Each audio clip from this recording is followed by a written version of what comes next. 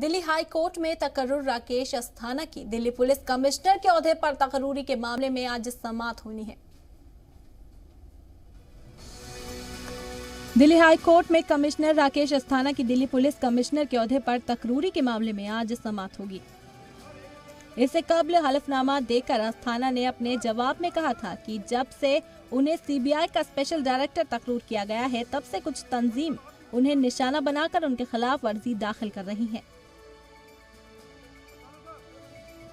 वहीं मरकज ने कहा था कि कौमी राजधानी में कानून निजाम से मुतालिक चैलेंजेस के मद्देनजर अस्थाना की तकर्रुरी अवामी मफाद के लिए की गई है। मरकज ने अपने हलफनामे में ये भी कहा कि दिल्ली पुलिस कमिश्नर के तौर पर अस्थाना की तकर्रुरी में कोई गड़बड़ी नहीं पाई गई है और उनकी तकर्रुरी सभी ज़वाबित कायदों को ध्यान में रखकर की गई है। दिल्ली हाई कोर्ट के चीफ जस्टिस टी.एन. पटेल की सदारत वाली बेंच के न बैठने के सबब समाअत टल गई थी।